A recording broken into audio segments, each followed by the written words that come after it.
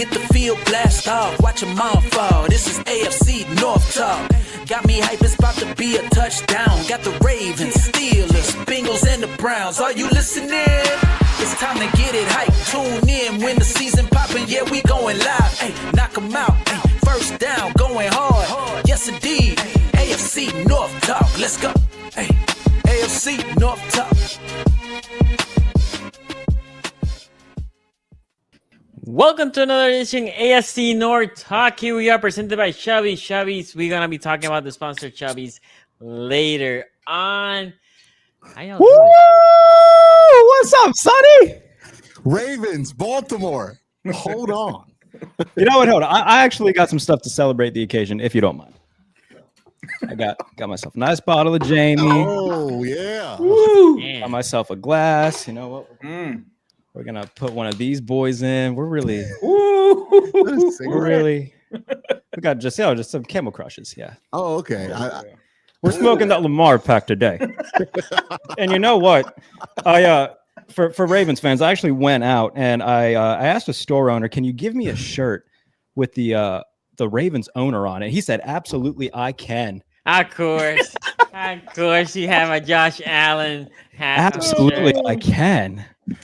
Man, yo, I gotta say, Sunday, the best Sunday I've had in a very long time. The Steelers kick off the day and a shootout win, and the Ravens close out my day doing the thing that the Ravens do best, and that's piss down their leg in a big game. I slept like a baby on Sunday. Sure did. Woo! I'm out of breath.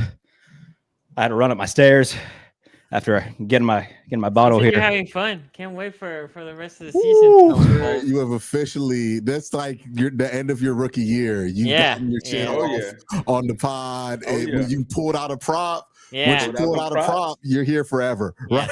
Yeah. More than once. See, I was gonna get excited and light this, but I don't want to set off any smoke detectors in my house. Being in there for a week. Mm-hmm. Piss off. Hold on, wait. Jared, I do have something else. I think this was sent to me by a Raven fan, actually. Okay. You mind if I share this on screen, Sonny? Oh, yeah, what's this?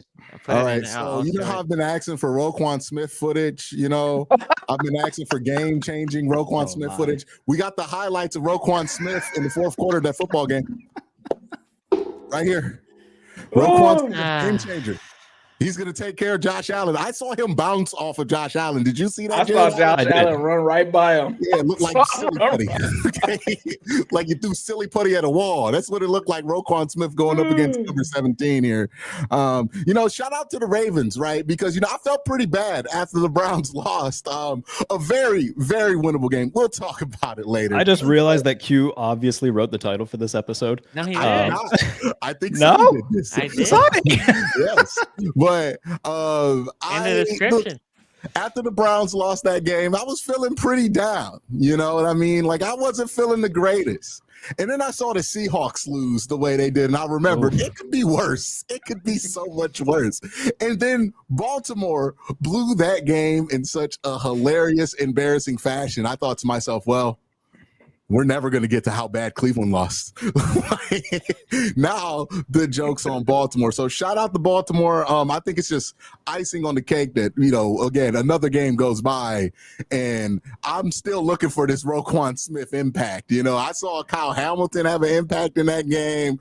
I don't know if any of the corners showed up. Maybe they put on the same uniform Roquan did, right? No, the corner showed up. There was a particular corner that got exposed. We'll talk about it. Yeah, I was going to say, let's Word did not show up. My bad. Yes. So let me. You guys want me to go give first? Sonny the floor here. Yeah, absolutely. So there's two players in particular that I thought it had an atrocious game. Even if we would have pulled this game, I thought they had an atrocious game. On defense, Jair Alexander. If any big plays the Buffalo did that day, or on Sunday, everything was on Jair Alexander, right? Like Jair was getting beat. Now he missed most of the offseason hurt, and he didn't even play all game. Like they were basically rotating him with Cheeto. Cheeto had a good game. Cheeto had a drop interception, and there was another corner that dropped an interception. Oh no, not a corner. Malachi Stark dropped an interception. Those two drop an interception. But Jay Alexander was getting cooked. Didn't matter the receiver. It wasn't like it was a receiver. It was all of the receivers. Whoever the receiver was, that big PI, unnecessary. That ball was not like a perfectly thrown ball that the guy was gonna catch. It was, I think it was either fourth down or third and long, so they would have had to punt. Ended up being a touchdown. Jair Alexander had a atrocious game. And on offense, Daniel Fahalele was getting every single. Oliver was eating him alive. Every Ravens game, I will see Sonny tweet out, "What is Falele doing?" Like I am convinced Sonny watches the game with like a periscope, and it's just pointed right at Falele because like nobody knows when he fucks up more than Sonny, and I bet Daniel Falele knows when he messes up. SCG Sports on Twitter is about to roast me. Dude, it's crazy. Again, Oliver had a great game, and not everything on Fahalele. He had one good play. I think the fumble was on Voorhees. He was pushing. Oliver was eating that interior lineup, right? Oh, yeah. But Fahalele, it wasn't just Ed Oliver. It was whoever was on top of him was just anytime you saw Lamar with pressure trying to escape, boom, it came from the right guard side. Daniel Fahalele. So that was issue number one. But even that, the offense played well. Derrick Henry had an unfortunate fumble. I'm gonna say something that might be controversial for some people that are not Ravens. Maybe some Ravens fans who would also not like what I'm gonna say. But I actually think the defense played really good for 3 quarters. Really good for 3 quarters. Unfortunate for set defense.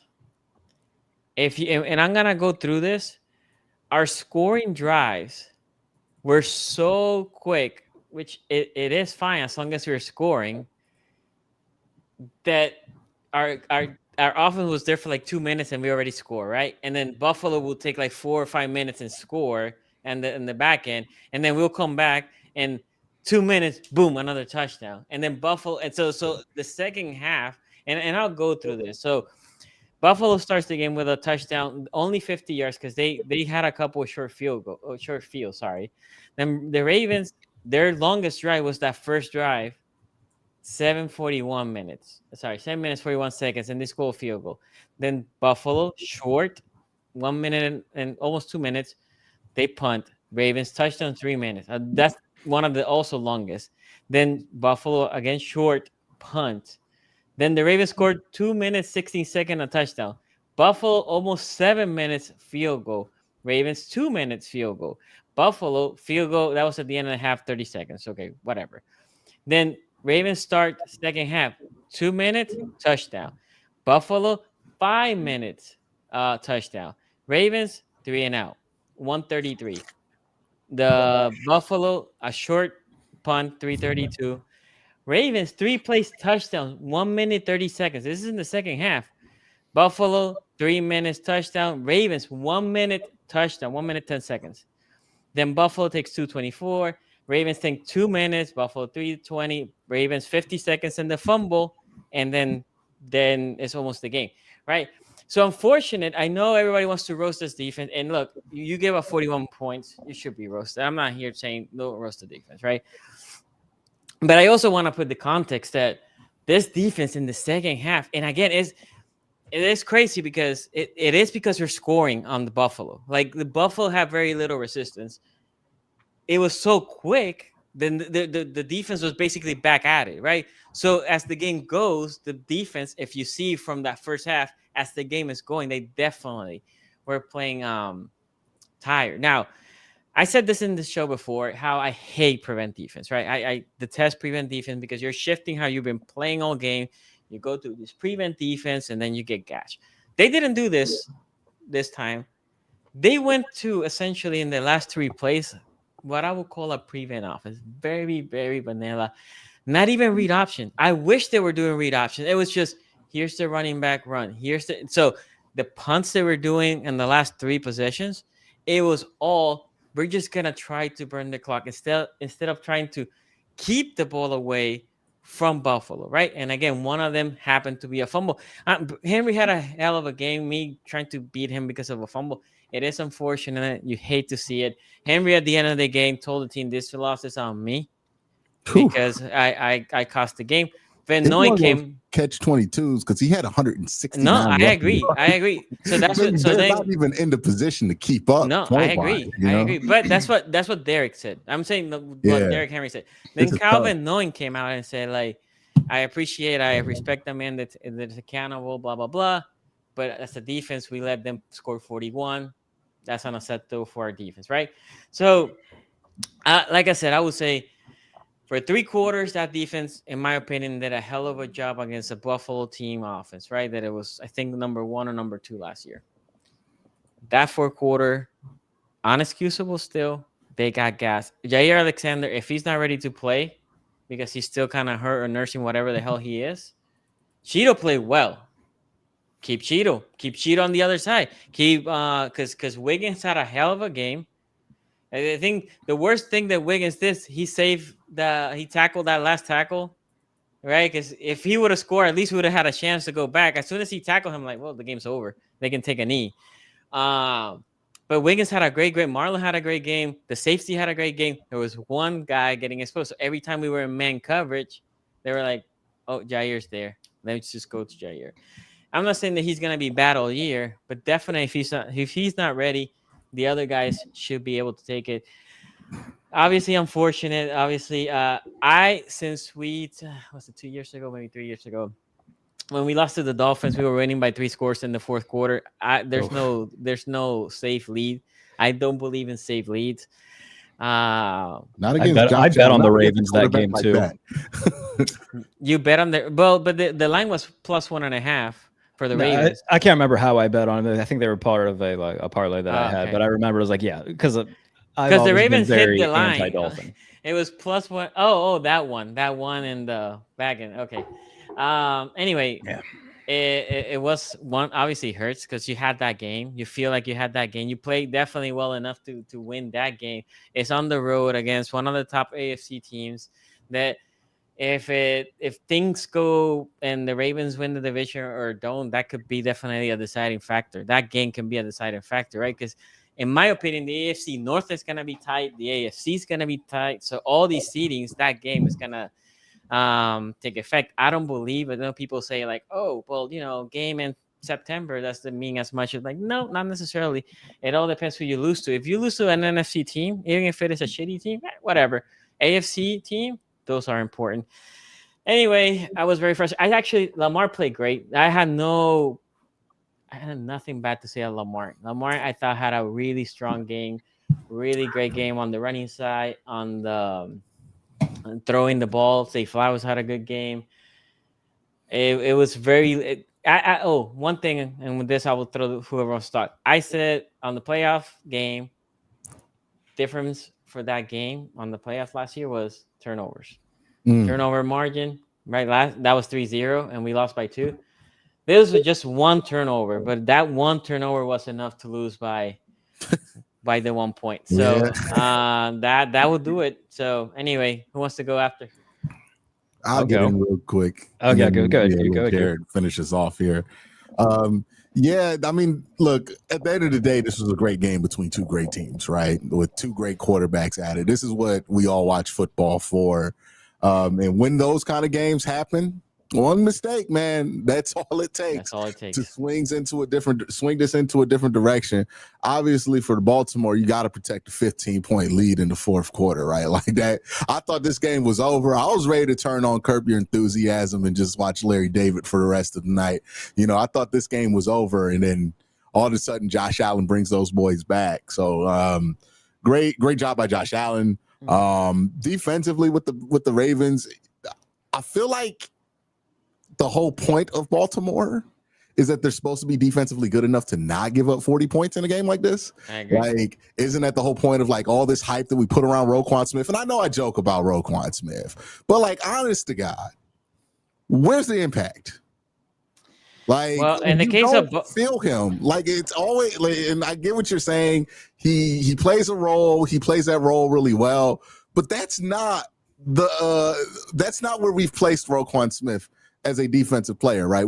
He's not a role player, right? what's his name in Pittsburgh now? Patrick Queen. He was a role player, right? Like, but with Roquan, it's always like, well, this is his role. This is what he's supposed to do. And it's like, hey, guys like that, you want to make a play in a moment like this. I mean, we saw it in the Bengals game. Brown's back against the wall. Joe Burrow has the ball. 6 minutes left in the fourth quarter. We've all seen it before. Myles Garrett goes nuclear, right? And I'm not asking Roquan Smith to be Myles Garrett, but you want to feel the impact of a star player. And Roquan's supposed to be a star player. You don't feel the impact, right?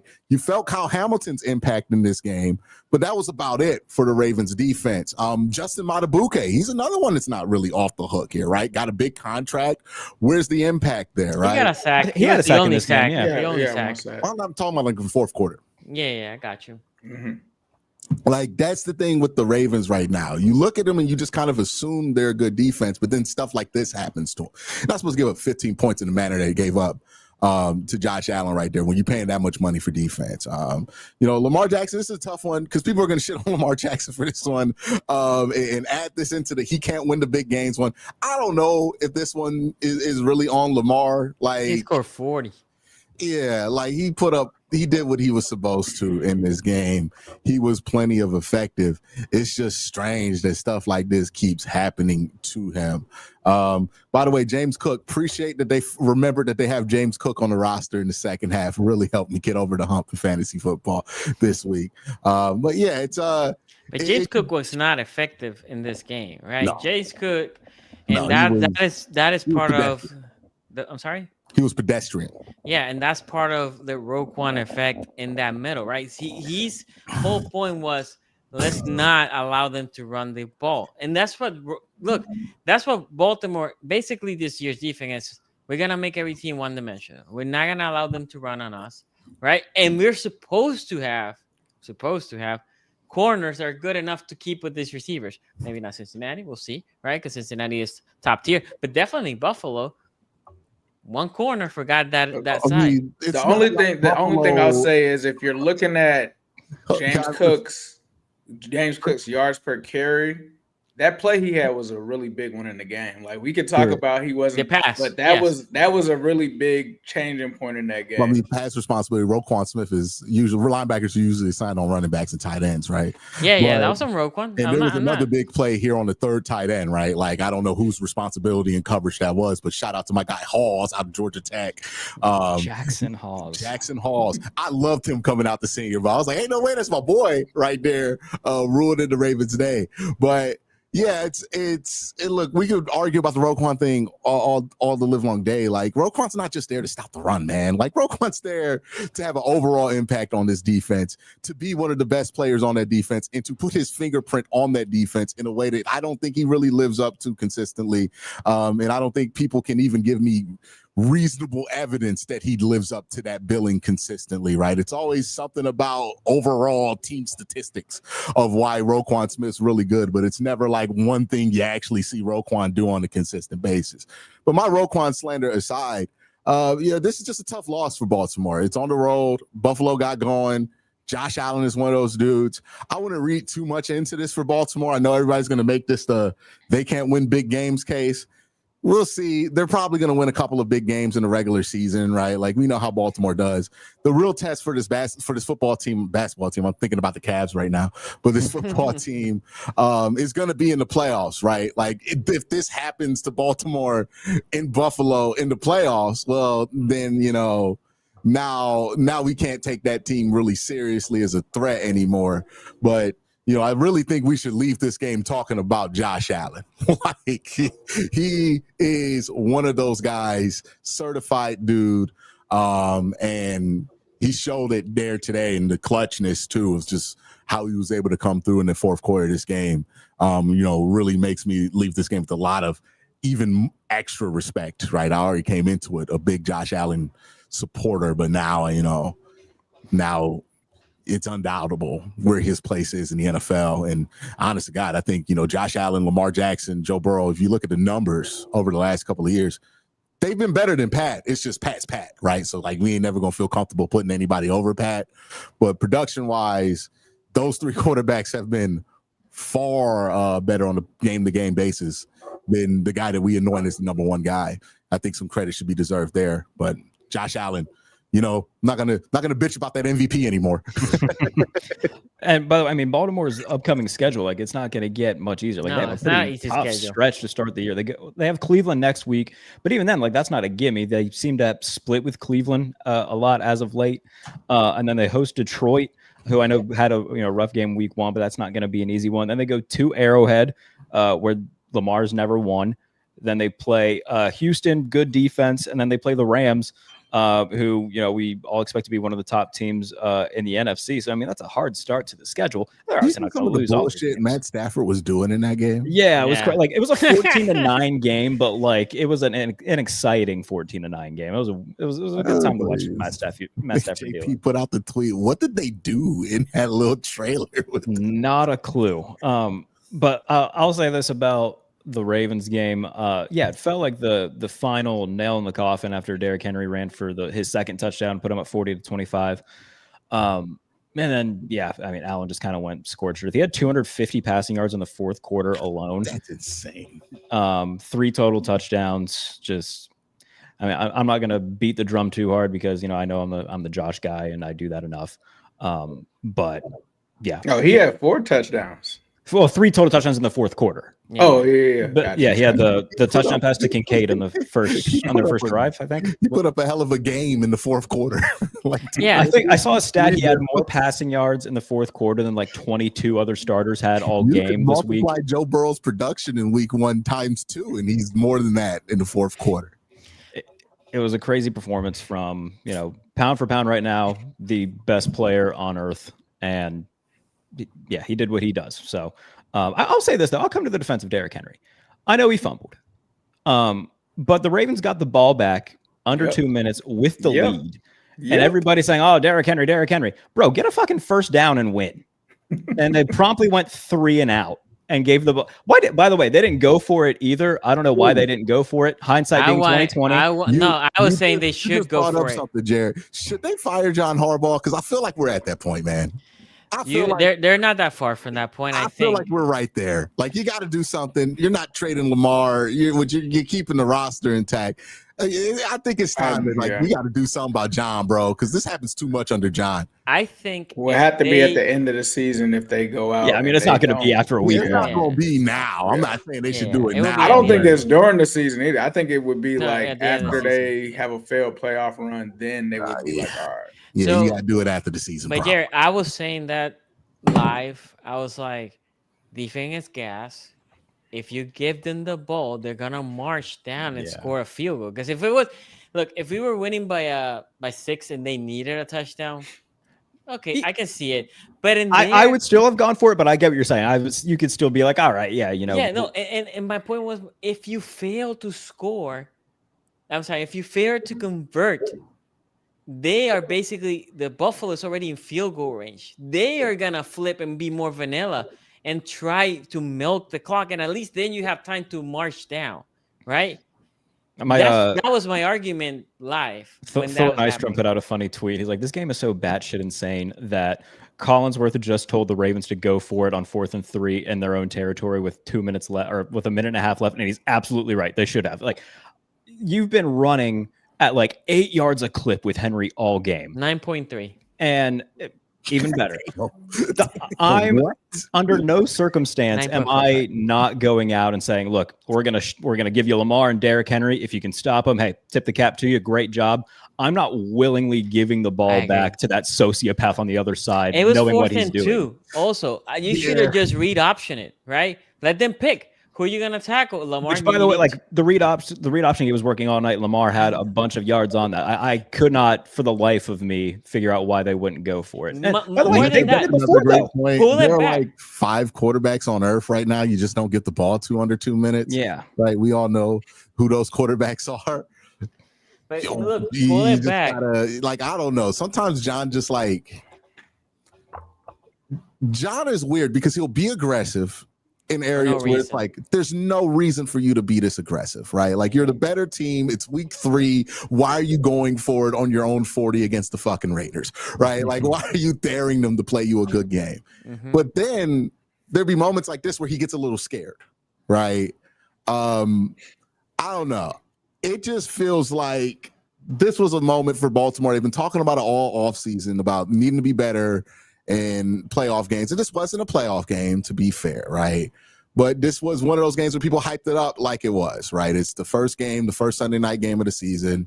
You want to show that you show up in these big games, make a statement, and to have this win in your grasp and to fumble it away, I don't know how much confidence that's going to continue to breed in that locker room of the message that John is supposed to be preaching all season, by the time you get to the playoffs. So he has, saw a stat, 17 games in which he's blown a double-digit lead in his career. That's a lot of games. That's a season worth of games. Yeah. Pretty I crazy. don't disagree. But I was going to say, and Ace, I'll throw it to you because I know you haven't. Mm-hmm. The game with 9-18, because I went to figure out when we had 9-18, we were winning. That's when we were winning by 15. That's what I said. We were playing essentially a prevent offense. Instead of going back to we're gonna go and read option you, we went under center. We were just handing it off straight. So Buffalo know what's gonna happen, right? There's no mystery if they're gonna pass or not. Are they gonna play action? So Buffalo stacked the box, and that's when they were tackling Henry, right? And we went 3 and out. And then the next possession, we did the same shit. And what happened? We got the fumble, right? We ran it straight. It's like he got a yard too. You can feel him putting his foot off the gas. Yeah, for some effing reason. And it happens so often in big moments, and it's like it feels like it's affected the team at this point, right? Like, because now, like, why does Derrick Henry even fumble there, right? Because he's your coach is taking the foot off the gas, the sideline's taking the foot off the gas. You're like, okay, I don't really, I'm just going to run this normal. And then somebody makes a big ass play on you. You're like, what the fuck happened? Yeah. So Ace, tell me, what is your I got something to share, Sonny. Why don't you put that up on the screen? I'm traveling. Apparently I was here today and went back Friday and told everybody what was going to happen in this game. I think this matchup is going to be a very close game. I think it really actually kind of reminds me of the week 1 matchup last year, which was Kansas City versus the Ravens once again, where the Ravens had a chip on their shoulder. They were supposed to come out, try to take over. They end up getting the call overturned at the end of the game. I think this game could be very similar. I think, them having to play Buffalo in Buffalo, that crowd is going to be up. The Bills are going to be ready. They've heard a lot of people say that Josh Allen isn't the real MVP. Everybody was saying it last year. Oh, it should have went to Lamar. MVP now. I think that this is going to be a personal matchup for both players involved when it comes to that, to prove who was the actual MVP for last year. The Derrick Henry situation is going to be an issue, right? But I'm not so convinced that the Ravens are just going to be able to slow down Josh Allen, especially with him playing at home. I think that this is going to be a shootout. I truly do. I think that they're going to be going at it in this game. I think the Ravens have an advantage on offense from a Zay Flowers standpoint. Look, I think we're going to settle I feel like if I'm going off of the vibes, usually the Ravens, people are scared to play the Ravens that don't play in the AFC North. They usually are way more physical. They're able to bully teams. Like, teams just aren't used to playing the AFC North brand of football, and they're also not used to going against a quarterback like Lamar Jackson. But I think I'm going to go against the panel, and I'm going to take the Bills here. I think the Bills are going to steal one here, week 1, 28-27. They're going to end it on a field goal. They're going to come back. Baltimore's going to get out, start feeling themselves. I think Josh Allen comes back, and he catches them slipping at the very end, and Baltimore is sitting there like, man, how the hell did we let this happen again? How the hell did we let this happen again? The only thing I got wrong was the 28-27. I even said, like, Josh Allen has had 3 games in a row where he's had 4 touchdowns. Guess how many touchdowns he had in this game? He had 4 touchdowns. I'm not buying it, Sonny. I can't sit here and just say, oh, because the fourth quarter, the defense was just bad in the fourth quarter. Okay. Are we really? They gave up 40 points. This title is talking about the Steelers' expensive defense. Nobody on this panel thought that the Steelers' defense was better than the Ravens' defense that gave up 40 points. And I don't think that's true, by the way. In the rankings, all Jair Alexander. Hold on. It's not all Jair Alexander because I got the PFF stats to prove it. 6 for 7 receptions for 78 yards. Guess who that was on? Nate Wiggins. Jackson Hawes, who you guys were talking about, even caught one on him. Like we're talking about Jair Alexander. 3 for 3, 83 yards. That's bad, right?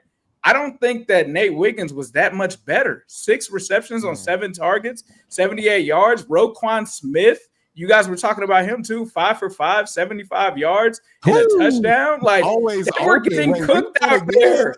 They were getting cooked out there. It wasn't just 1 or 2 people. It was the 0 on the Ravens jersey defense. stands for passes defended. It was the Ravens defense getting cooked. And I don't even Malachi Starks got some. Yes, he got a long catch caught on him, but is it a Zach Orr thing? Because the talent is there. I don't see a weakness on the Ravens defense for them to give up 40 points. Yes, Josh Allen is great, but to give up 22 points in the 4th quarter and you couldn't stop him at all, like, that has to be some accountability for the Ravens defensive coordinator or somebody. Like, right now, they're obviously it's just week 1, but they're the worst defense in the NFL right now. We thought that they were the best defense in the NFL. We didn't expect. I am a Bengals fan. I would not have expected the Bengals to be a better defense week 1 than the Baltimore Ravens. That is just absolutely mind-blowing that has happened. The and context here is completely the missed, other thing. okay. There's no context. I had no context last year. You played the Browns offensively versus the Bills offensively. There's no context. Went out and threw for 400 yards and 4 touchdowns, and we missed the field goal against you guys. I didn't get context. It was, hey, the Ravens just swept you. It was, hey, it was. No, I'm just saying the context that you're saying that the Ravens context. and There the is Bengals wins defense and are losses, my equivalent. guy. There are wins and losses, my guy. You cannot make the playoffs off of But context. that's not what you're saying Literally, there. it was Yes. season last year. We did amazing. We had random stuff happen in games, and I was like, "Hey, Joe Burrow's still the MVP." Guess what? He wasn't because we didn't win enough games. And context does not matter. At the end of the day, you gave up 40 points. At the end of the day, you gave up 40 points. It doesn't matter how those 40 points were there. That's fine. They were given up. Context does matter to a point because Josh Allen did get over Lamar, right? Because of the context of Lamar's playoff history. No, but that's okay. Like, you finish your point, because it's not everything, but it does affect things along the margins, right? Like, context does not matter, bro. Bro, you know how many games I lost last year, and I was like, bro, if this would have happened, and then nobody cares. Nobody's gonna care that if you would have done this in the Patriots game, if Dejon Anthony isn't called for pass interference, the Bengals beat the Chiefs. Like, nobody cares. Like, at the end of the day, you either win or you lose. My issue with the Ravens is we're sitting here saying, oh, yeah, I'm not putting this on Lamar. Jared just mentioned it. At the end of the game, after Derrick Henry fumbled, Lamar had a chance to close out the game, and he didn't. His pass on 3rd down fell short. By the way, what was up with him? Like, he pranced over to DeAndre, said something, threw a 3-yard dig, and that was that. That was it. And when it came to Josh Allen, what did Josh Allen do? Josh Allen put his team in position to win. Lamar Jackson has to put his team in a position to win, especially against the elite quarterbacks. I'm not saying he can't do it because we've seen him do it before, but he didn't do it in this game when his team needed him the most. And to just simply ignore that, I can't look at that. If Joe Burrow was in the same situation and Josh Allen or Pat Mahomes closed him out, I'd be like, bro, I need more from you in that situation. I'm not sitting there being like, yeah, bro, like I can't put any of this on Lamar. He literally threw the pass that was a 3-and-out. Like, that's on him. So I don't think this is a game that you need to be freaking out about, though. Like, I don't think it's a situation where it's like it. I mean, I would forget over it. I'm not freaking out. You sound like it. I mean, if I gave up, which the Bengals have, 22 points in like a 4th quarter, yeah, I'd be freaking out if I was supposed to be the best defense in the league. I probably would be freaking out. But when it comes down to it, this is a bad loss for Baltimore because of the mental aspect of it. I think you would rather have a situation where the Bills just blew you out. To be up 14, to be in control of this game, thinking that you've won it, and then for this team to come all the way back and steal one from you, I think you are mentally going to think about it. I don't think, like Quincy said, it's not a playoff game, but it is a statement game, right? And now you go into week 2. I think that you guys will bounce back. It'll almost certainly have playoff implications, though, in terms of like seeding and stuff. That's what I said earlier. Yeah, it definitely does. But, I think for Baltimore, it's like, it's not going to be easy just to say I got the best roster in the NFL. I got an elite quarterback. I'm just going to beat this other good team. It's just a foregone conclusion that I'm going to walk into Buffalo and beat Josh Allen. And I think that's a little bit, I think where I'm at with Baltimore is I think that they will beat the teams that they should beat. But when they have to go against contending teams, I'm not so sure that I can just hand it to them like I did before. And I expect the defense to play better. So just like I expect the Bengals offense to bounce back, I expect the Ravens defense to bounce back. But if I don't see what I'm expecting from the Ravens defense, that's going to be a problem because Lamar and that offense, they've been consistent. The only thing that's been inconsistent, surprisingly, over the years has been the Baltimore Ravens defense. Like, I don't forget the times that before they had Roquan, like they had some issues there. We've seen it. We've seen them have issues with Zach Orr before. I'm not so sold on Zach Orr, but they have the pieces, bro. This team should not give up 40 points in a game. This defense should not do that. And if we're going to point and talk about the Steelers, how can we not talk about the Ravens defense? Like, I can't sit here on this panel and say the team that we were basically saying between you and the Browns had the best defensive players through all of the rankings. That's not true. We're just gonna go ahead and give them a mulligan for week 1 for giving up 40 points. That is completely false. Go check the rankings. You guys didn't win secondary? You guys didn't win safety? Most of the rankings, y'all, if you go the average, most of the rankings was between the Steelers and the Ravens. Actually, not even the Browns. Okay. It's mostly the Steelers. Okay. I think overall was the Steelers and then the Ravens. But you were still one of the top two. I'm just saying, not even in our division, we were considering the Ravens to be the top overall, and you're saying it is the top, that we were considering them the top defenses in the league. I think a lot of people would consider them the top defense in the NFL. I think nationally, they're certainly in that conversation. Nationally, the Ravens were talked as one of the best secondaries in the league, right? Never the pass rush because we don't have one of the best pass rush. We're not in the conversation of best defense in the league, though. I don't disagree with you here, but why wouldn't they be? It was Philly. But they're not. The Ravens aren't in the conversation. I was gonna say, I think the Ravens are certainly in the conversation of like the 3 to 5 best. Because they were like, I don't know. But they added to what they already have. The fact that they added to what they already had, Jair Alexander, Malachi Starks. Defense. I don't know if I was talking about like, oh, this should be an elite hell on wheels defense. Though. I'm like, I just thought it would be a really not in the offseason. I agree with Q there. Not in the offseason. But anyway, I digress. In the case of Rowe, the stat that you put, 54, I think, or 55 of those yards was in one play. Of the 70, whatever, that's one play, the touchdown to get to Brain. His job. You said, hold on. You're talking about, but okay, all right. No, I'm just saying. You said 5 he allowed a 12-yard reception to Khalil Shakir, which was a first down. Okay. He allowed another first down. Well, obviously the James one was a first down. He allowed another first down to Joshua Palmer that was 9 yards. Yeah. All I'm telling you is that most of those yards came in one play. That's all I said. I get what you're saying. And then the last thing that I want to put here, which is the context that you're saying that the Bengals defense and the Ravens defense, like the Bengals, it's like me saying when we're going to talk about the Bengals, I didn't know Zay Flowers was that much better than the T. Higgins and Lamar Chase, because Zay Flowers had 177 yards and your two receivers combined, they didn't even breathe in that yardage. Let's find out week 2. Exactly, but that's my point. You're here saying like I wouldn't make that claim, but you just made the claim. Look at the Bengals defense, how much better they were the Ravens, and I'm here saying I said I wouldn't have believed that would happen. But it's not equivalent when you play Josh Allen and you play the Browns offense. You gave up 41 points, my brother. But it's not equivalent. Oh my God! I don't know what the equivalent of giving up 40 is, because I gave up 40 a lot last year. This is by far. I've been doing this show for a year, without a doubt, the most fired up I've seen Sonny. Holy shit! Because I think this is. No, he's been getting lit up for like 3 different angles. I get what you're saying, Sonny. For me, this is so insane. And also the Ravens defense, and this is why I wanted to put the context how our offense was scoring quick. You don't blame the offense. If you're going to score, you're going to score.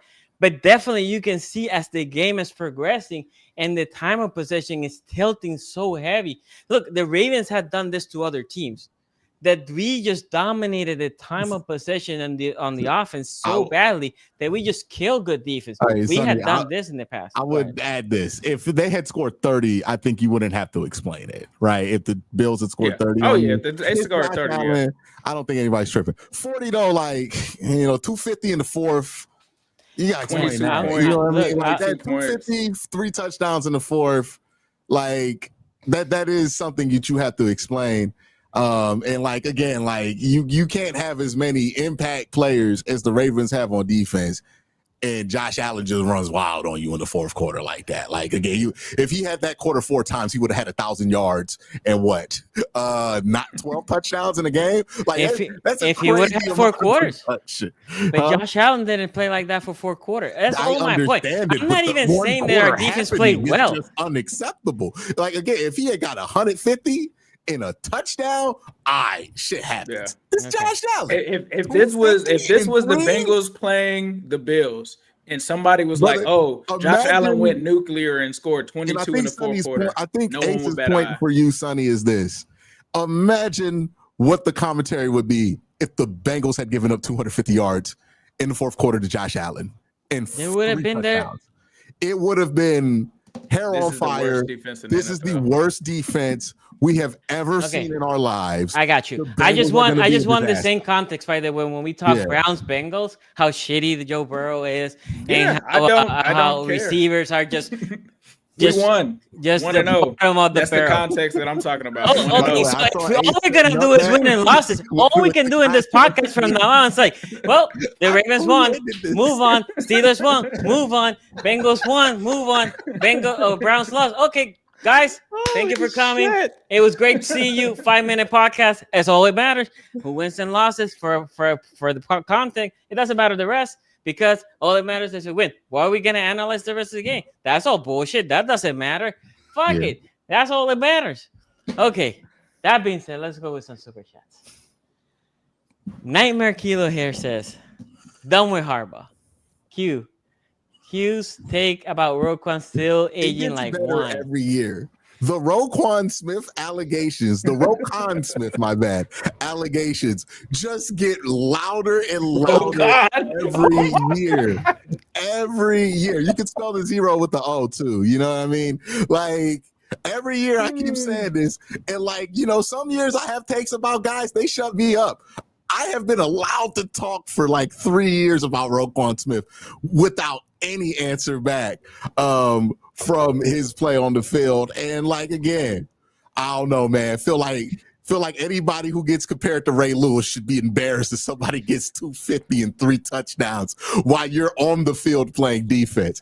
And I don't know. That's just me. Maybe I don't know what I'm talking about. Anybody who's compared him to Ray Lewis, though, I mean, should be. Should be banned. Your boy Allen Robinson was tweeting this weekend, Q. He was tweeting to try to get a job. He's like, "Dear Kansas City Chiefs, I'm available. Hey, here's my resume. Y'all hiring?" Using Twitter as and the LinkedIn. Panthers. He tweeted to the Panthers too. Anime Tree, because he was saying like having Tyler Renfro, Hunter Renfro. Yes, Hunter Renfro is being in the slot in 2025 is crazy. By the way, when I saw Adam Thielen catch a touchdown for the Minnesota Vikings, it was like watching a man leave jail. It was like, oh man, he's free. He's back. By the way, no disrespect to Allen Robinson, but he's about as mobile as the Statue of Liberty at this point in his life. He's not doing much. Anime Tree here says, do you see that Brown? Well, Jared, to be fair, Allen Robinson is mobile. It's just he's mobile in terms of where he's living because he's constantly jumping from city to city. This is factual. That the Browns and Ravens game will be a celebration of the 30th anniversary into the NFL won bad publicity of dumb fans doing bad things. I think that was did the Ravens set that up? 30th that just feels like a jab at the Browns on purpose. That's kind of funny. Are you talking about the 30th anniversary of stealing our football team? Yeah, I think that's what it is. What they're celebrating? Fucking balls. Well, but to be fair to the Ravens, if you're gonna celebrate it, you're gonna do it on the home opener. The NFL put the Browns on the home opener. It's got to be kind of weird if you skip the fucking balls of Baltimore. Ray Rack says, I'm waiting to see how much rage baiting the title of this episode. Yeah, I didn't even notice it until like 5 minutes in. Wow, you read the description. I'll have myself. To. I didn't do it before the show. Show me Rose says, I need 20 minutes of Harbaugh slander, please. And we gave you a solid 10. Show me Ro. I like it. Ray Rack says, if the Ravens defense looks the same against Cleveland, then I think there's a reason to start the man. I think there's got to be like a middle ground though, because like, yeah, obviously it wasn't good what they did against the Bills. Had they done it against like the Panthers, then yeah, I think there would be a lot more panic. So there's got to be like a middle of the pack team if they look bad against. Then you really got to be like, all right. My hot take, by the way. Bryce Young's not making the fucking Pro Bowl. Yeah, never mind about that, eh? He turned right back into a fucking pumpkin.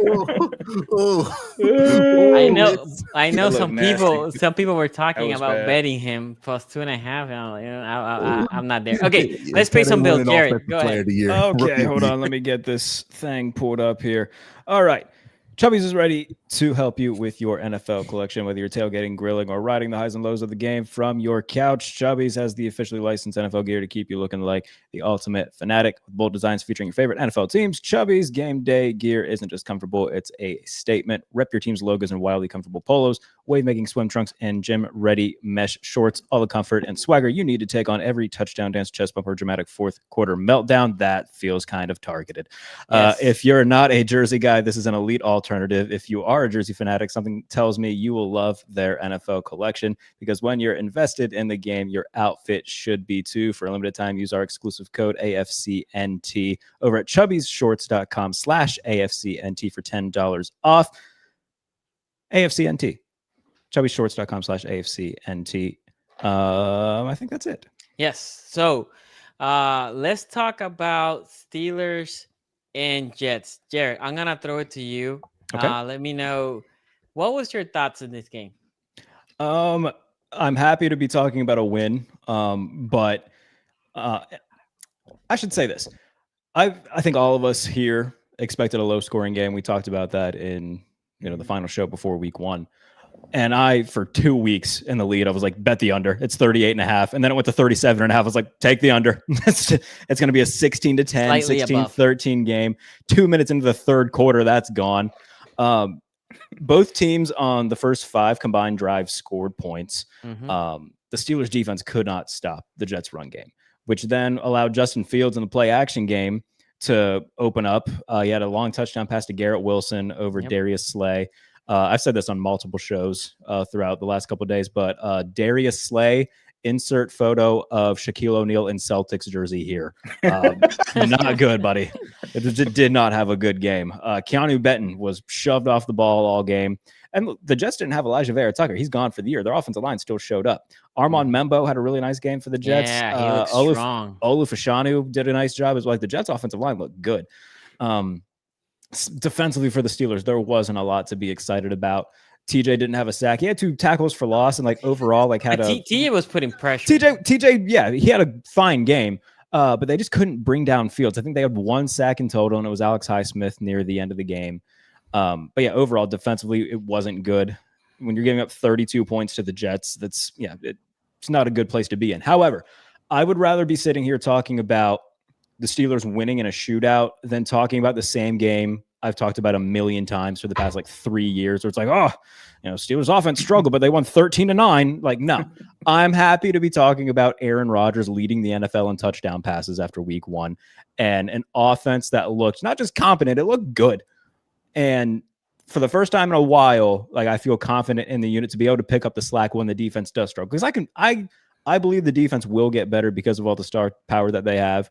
The same way I'm sure Sonny feels about the Ravens. They'll get better because of all the stars that they have on that side of the ball. When you have Watt, when you have Highsmith, Herbig, Queen, Jalen Ramsey. By the way, Jalen Ramsey, welcome to Pittsburgh, Bob. Great hit. He played really good. He only allowed 6 yards receiving per PFF. So, I mean, that good first outing for Jalen Ramsey. Obviously, the big hit on Garrett Wilson. The flop job of a century to draw a 15-yard penalty near the end of the first half. A flop. I saw some, like the extra puffy, extra puffy sleeves helped with the flopping. I mean, maybe. I saw somebody tweet like, "What a world the NFL is." I just saw DK Metcalf run to the defense of Jalen Ramsey, and if you watch the replay, DK, as soon as Ramsey gets shoved, is flying off the bench and getting in people's faces. It was an encouraging performance from the offense. Happy to see Aaron looked good. And if you'd have told me that he would have thrown 4 touchdowns and none of them would go to DK Metcalf, I would have said, yeah, that's probably not going to happen. But he's throwing touchdowns to Ben Skoranek for the first touchdown of the year. And it's the first time since 2008 the Steelers have scored on their first drive of the season, which is just bonkers. I was in fourth grade. The last time they did that, apparently. Insane. It's crazy, man. But I thought Arthur Smith also called a really good game. He combined a lot of the stuff that he likes to do, but also clearly the stuff that Aaron likes to do. They did a lot of screens. They did, some tricky stuff with Jonnu Smith near the goal line, but it resulted in a touchdown. But they did a lot of over the middle stuff, but they also did a lot of deep shots. And Calvin Austin brought down a few of those.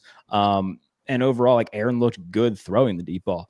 So the way that the offense looked, utilizing all those things, utilizing play action as well. He had 3 touchdown passes off play action.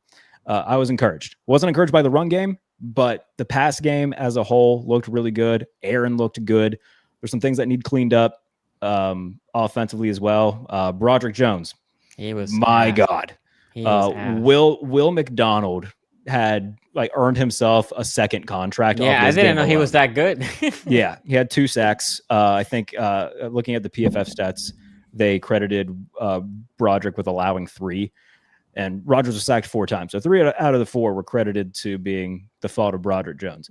We'll see how long that leash is. I don't think they're going to, pull him or anything this week. But if this continues, then we could see. How many games has Broderick started? That's a good question. Left tackle, this is their first. Like a season and a half on the offensive line at right tackle. This is his first starting. Got to give him 40 games. You drafted him in the first round, right? We'll see. But my thing was, and I told you this before the season started. I felt like he was definitely getting a little better on the right tackle. Like, he was growing. Now, he wasn't great, but he was definitely better than the left tackle, right? And I said, Fashano hasn't played, right? Fashano in the NFL yet, or just the one game. Why not put Fashano on the left and not move Broderick to left? Do you think they will flip them? I mean, they've said for the past couple years they drafted Broderick to be the left tackle. And they felt fine putting Fashano at right because he played both in college. And Troy Fashano did good. Yeah, he did good. So, the biggest question, which was, the biggest question coming into the year is, all right, can Broderick play better going forward? Luckily for them, they play a Seahawks team. Defensively, they're pretty good, but it's a team that they're better than. They should win week 2. And obviously we'll talk about that later on in the week. But I'm happy to be talking about a game that they won in a shootout rather than saying, yep, same old Steelers, nothing really changes. The defense is good. The offense is bad. I'll remain hopeful that the defense will improve and the offense can hopefully have some level of consistency. I'm not expecting them to put up 34 points a week, but just put up points. I don't need to see, 15 to 11 games anymore. I did it for 2.5 years and I'm done watching it. Give the defense some points. You got Aaron Rodgers out there who's playing really well. Hopefully he can sustain a good level of play throughout the year. If the run game can get better, which hopefully it will. I think they averaged less than 3 yards a carry offensively. Wasn't very good. But certainly some things to clean up on both sides of the ball, but happy to be talking about it after a win where Aaron Rodgers looked like, the old Aaron Rodgers, which is nice to see. You're not missing Wilson after that performance in New York? 17 of 37 for $168 for Russell. By the way, and I said this during the game, Mike Tomlin is damn lucky that they pulled that off because Justin Fields, the guy who was benched and banished from Pittsburgh in favor of Russell Wilson, just ripped his defense a new asshole for 3 hours. And had they lost, having to meet him at midfield and be like, all right, yep, great job, Justin. Yeah, enjoy your time in New York. And probably shouldn't have benched you last year. While Russell Wilson is simultaneously completing less than 50% of his passes. I've said this plenty of times. Tomlin seems like a great dude. So many things that he does as a coach piss me off. But they won. Yeah. And I'll focus on the win. Q. Yeah, it's like one of those. Tomlin and his fascination with Russell Wilson. And Russ is already, I've heard the Giants coach talk about we're not benching Russ yet. Right. Ooh, that's not good. That's not good. That is not good. If he's already being asked, are you going to bench Russ to put in Jackson Dart, which these memes right now coming out of New York are just hilarious right now with how Brian Dable's looking at Jackson Dart. We'll see if that has any credence to it. Yeah.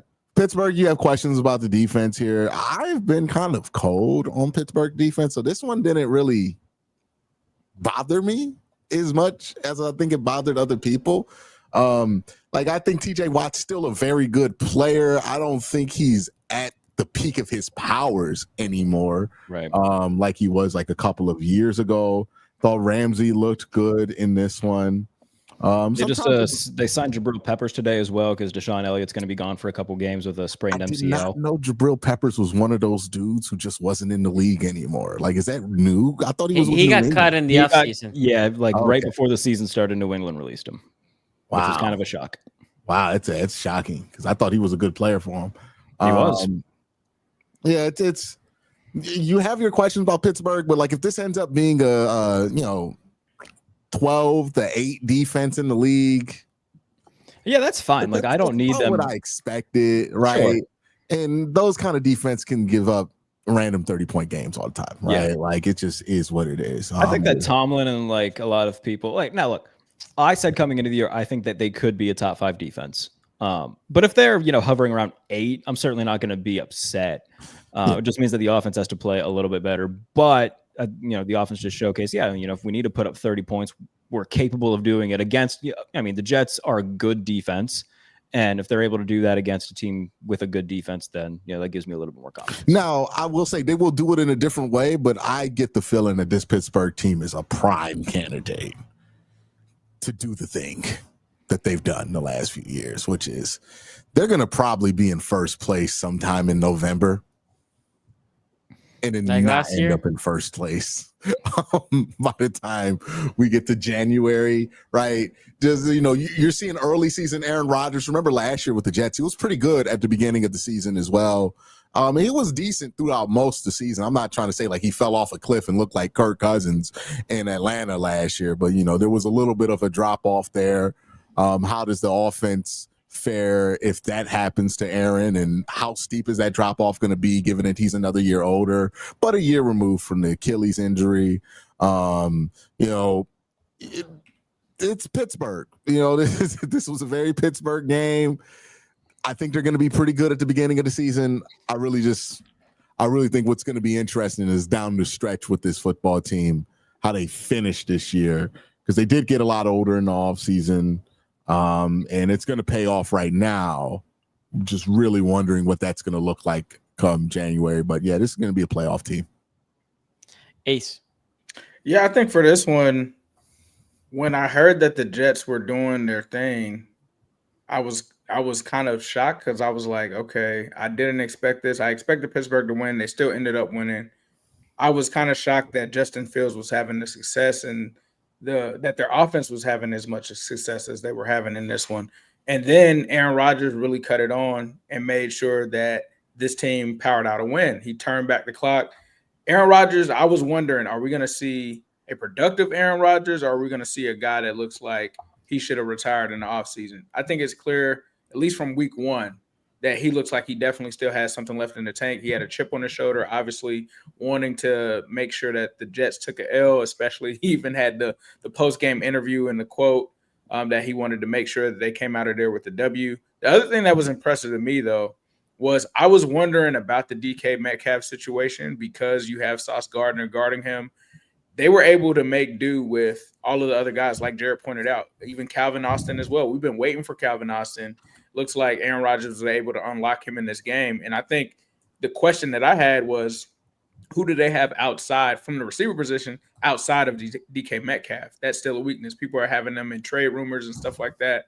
And so I think that they proved like they might be able to get by with what they have right now, right? And I think they proved that in this game from an offensive standpoint. The offense looked sharp. I don't think we can remember consistently when the Steelers were able to put up 30 points. Now they have a quarterback. It seems like they can at least get them in that 25 to 30-point range throughout the season if need be. The defense is a little concerning, but as you guys mentioned, Jalen Ramsey, when the game was on the line, was able to make the play. He had an individual good game. I still have question marks about how they're going to replace Minka and his impact.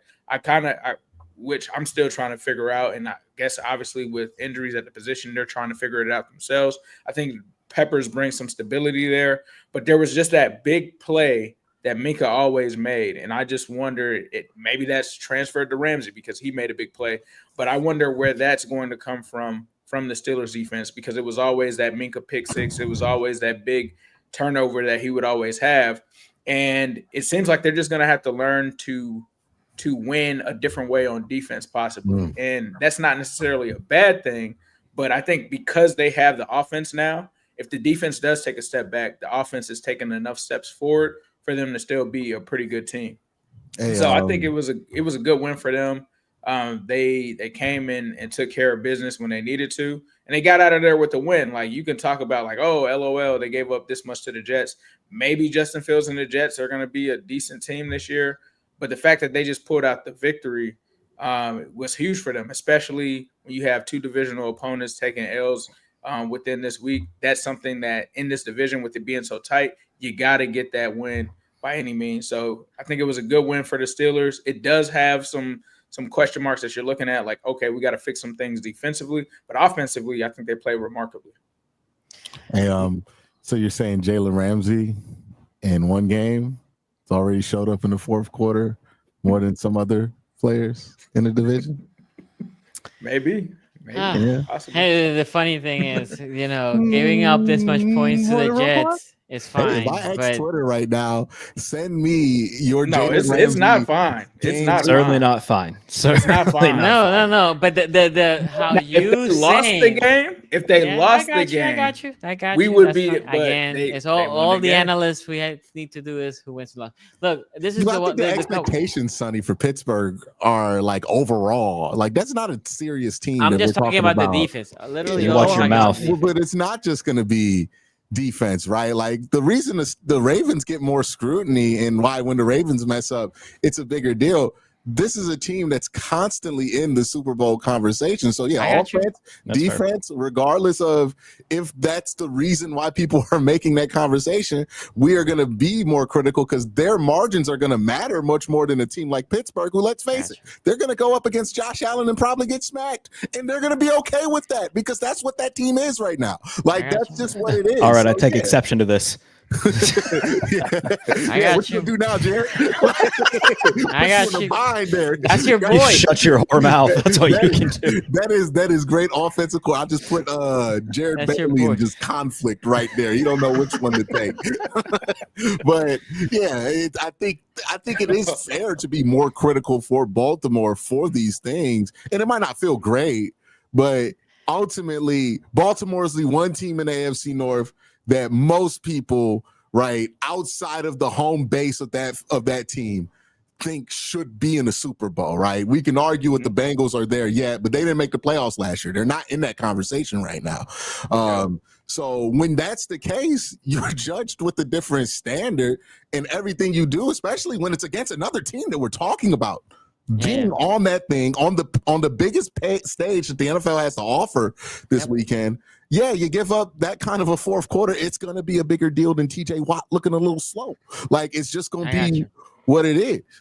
I got you. I always say I love consistency. That's all I'm asking. But okay, I'm not saying that. Love Roquan Smith. I want to say this real too. I don't, and this isn't like certainly not aimed at you, Sonny, but it's funny watching every like show in the lead up to this, like everybody and their mother, and like I went against the Bills myself this week because I thought the roster wasn't going to be good enough to get it done. But it's clear, like in the recaps and stuff, like you can tell, like Ryan Clark and Mina Kimes, they're like so pissed off that the Bills won because they gotta, talk about how the Ravens didn't, and the Bills could win that game 1 trillion times in a row, and all of them would still pick Baltimore. It's just refreshing a little bit.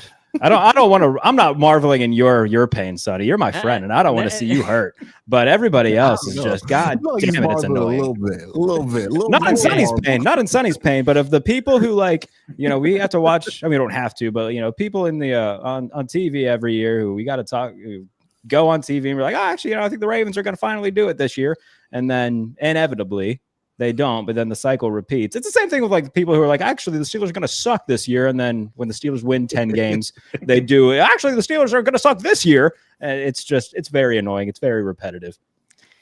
The one thing I will say about this game that concern me, because we talk about the safety for the Pittsburgh Steelers were good, but that was before Minka got traded, right? Yeah, I guess so. Yeah. Right. So, but if we think about the front, we talk about the front of the Steelers, right? Like that front four, how good they are, and we talk about how the linebackers are supposed to be good, right? With PQ and all that. And they were getting gash and run. They weren't like that was just. But don't worry, Sonny. Cam Hayward had to have some uncomfortable conversations with his family about playing on Sunday. Oh, that's right. We forgot he didn't get paid. Because he's only made $146 million in his career, and he had to really think about if he was going to suit up on Sunday if he didn't get a little bit more money. Cam Hayward doing the Players Union no favors with that quote, by the way. Like, Hell no. What the fuck were you thinking? Why would you say that? They got to pay Boswell too. Boswell earned that money. Boswell Chris Boswell kicking a field goal from Massachusetts to win the game, brother. They can't get that brother $5 million a year. Yeah, go get that man his check, man. He just a raise of 1.3. Give Boswell whatever the hell Cam Hayward was asking for, because he's done more to help them win big games and big moments than anybody on the defense has. So the other thing that concerns me of this era, of the post-Ben era, has to be Chris Boswell. He's the man. He's the man. So Jerry, the other thing that concerns me, obviously the front concerns me. That actually the secondary played pretty good. We didn't know how good or bad the Jets' passing offense was going to be. I think they played better than Justin we played expected. well. Yeah, way better now. But defensively, that concerned me the front, right? Now, the Jets with Justin, they're going to be better rushing team than most teams. I think that is a given, right? The other thing that concerned me is something that you already alluded, it was Broderick, right? But also the interior. Now, Williams is a good interior defensive lineman, but he was also playing really good. Not L. Oliver good, but definitely really good in this team, in this game. He had a really strong game. Look, I was upset when the guy that the Jets returned the kickoff return and fumble, right? Because that definitely was the game in my opinion. That's what turned the game around, because 2 plays later, the Steelers scored another touchdown and went ahead. Because it was short. Exactly. Before that, it didn't look like there was resistance from the Jets offense. And I think they were comfortable playing with the lead. Once they went the other side behind, I think like they didn't know what to do. Like they are not built to just come there on a short time. They're a team that's built to get an early lead and just play the clock game, run the ball. If it's a 1-score game, try to keep it there and just ice the game at the end. And credit to them. And it was unforced too. It was like the kid, he was just, let me just move it to the left. Oh shit, I lost it. No, Kenneth Gainwell punched it out. And then he did. Not in that one. Yeah, on the kickoff return, Kenneth Gainwell forced the fumble, and Ben Skoranek recovered it. Okay. So I mean, it was a good play by Kenny Gainwell. Don't get me wrong, but that's what changed the game. And if that doesn't happen, then the Steelers would have had to get some sort of stop. But they hadn't really done. I think they had one. They forced 1 punt this game, if I'm not mistaken. I have to go back and look, but it certainly wasn't more than 2. I don't think it wasn't many. It wasn't very many. Okay, we have a couple super chats before we go to the matchup of the week. Thank you, no one. No one. Appreciate that. 50 bones. I'm a Bengal fan, and I have the Bengals going 12-5. And then, oh my God, can I fight what? This person, shout out to you, man. I just can't pronounce the whole thing, but shout out to you. It is me or Roquan's number 0 getting smaller. We got somebody in the chat calling Roquan Smith Rozempic. That's fucked up. Ray Rack here says Q, the disrespect is worse. The legend of the gang, Ozzie Newsom. Browns, I'm begging you, if you give me one thing this year, please spoil celebration. Ozzie Newsom for us. I didn't know they were celebrating. I didn't know they were celebrating this. I didn't know either. That's bad on me too. It feels like you should wait maybe like a different team to celebrate it. Like, I don't know. The league should y'all better handle business, my boy. They trying to. That's a different type of L if you take that one, bro. You forcing me to think about Art Modell, and I hate that man. Like, that is fair. Yeah, that is fair. That is absolutely. That seems like that was on purpose, bro. No, that was intentional. I think that's the league's fault. That's the league's fault, right? There's no way this isn't intentional. It's the league's fault. That would be like us inviting Vontaze Burfict to be the ruler of the jungle when we play Pittsburgh. It's intentional. Yeah, but if you're gonna celebrate your 30th anniversary of your team, it has to be your first home opener. It's like inducting AJ Green into the Hall of Fame when you play the Ravens. Like you definitely did that, right? Like you definitely. Well, we did make him ruler of the jungle when we played the Ravens. So we did. Like you're somebody's being cute. Oh, they used to be the Browns. The Browns will get some enjoyment out of that. That'd be fun. They don't understand how we feel about this in Baltimore at all, dog. Oh, we do understand because we feel about it like Irsay. Yeah, what do you mean? Y'all understand the general feeling, but every time I talk to somebody in Baltimore about that, they always end with, "Well, y'all got a new team. What's the big deal?" Shut up. Y'all won 2 Super Bowls with the players you stole from Cleveland in 1995. And then we're just like, oh, well, you got a team. We've had a fucking mess since 1995. And you've won 2 Super Bowls. And you're sitting there like, oh, what's that big of a deal? You got a team. What are you complaining about anymore? Like you aren't living the imbalance that we are suffering right now. But anyways. It's like inviting your ex-wife to your anniversary party. He's like, what the? I'm not going to that, dude. It's like giving Edgar Hoover another fucking building on Black History Month. It's just straight disrespect. Like, well, are you serious? Like really? This month? Like y'all want to do this month? Okay. That's a celebration like that has to be in the opener. But I understand the again. I didn't even know that was happening. No, you're not gonna convince me this was an accident. So, do we want to give Q and Ace the floor to talk about Bengals Browns? Go ahead. Who wants to take it first? I'll go ahead. Let's do it. Hey man. So. Look, I've had a long time to sit with this one. There are a lot of ways you can lose a football game. If I'm looking at the big picture, and look, let's face it, I know Ace was talking about wins and losses, the only thing that matters. But when you are the Browns and, you could debate whether the playoffs will be good for you or not. I want the team to win as many games as possible, but, there is a debate on whether they should right now, what their place is in the NFL. They're not trying to win it all right now. They are rebuilding the roster. They have just turned over the roster. They have like a bunch of UDFAs on the team. So you have to accept that there is some level of context that is going to matter for Cleveland specifically, right? Not maybe for the whole NFL picture, but for Cleveland specifically. What I appreciate from this effort from Cleveland is on the offensive and defensive side of the ball. Offensively, the numbers aren't going to be like blow your mind amazing here, but you look at it, they got 9 drives in this game offensively. Well, 9 true drives. They got 10, but one of them was like with 15 seconds left with no timeouts. Same way like Bengals got like one right after the Browns scored with like no timeouts right before half. There wouldn't be a reasonable expectation of scoring in that situation. Browns got 9 drives here, and I would say 3 of those drives they scored. 2 of those drives, one of those drives they definitely should have scored. The field goal kicker missed the layup. And then the other drive, you get one of the craziest interceptions, 2 of the craziest interceptions in this game that I've seen happen back to back. Just wild ricochets, rage quit Madden level stuff. But honest to God, the interceptions really didn't affect the game as much as the missed field goals did, right? Or the Browns not getting the safety there on Joe Burrow at the end of this game. Offensively, this team's not going to be a world beater, but they look like a middle of the road offense against Cincinnati. I'll take it. Joe Flacco had about 300 yards. The 2 interceptions, which I would say, if you like your quarterback, you're never going to blame him for those kind of interceptions. Like, you only blame a quarterback for those interceptions if you really don't like the motherfucker, right? Like, that's the only time you do it. When you want him out the paint, you just act like those are 2 interceptions. So I can't really put that on him. When I looked at the tape, I thought Joe Flacco played really well in this game. The young guys for Cleveland, I thought, had really good games here, right? The 4 draft picks that played.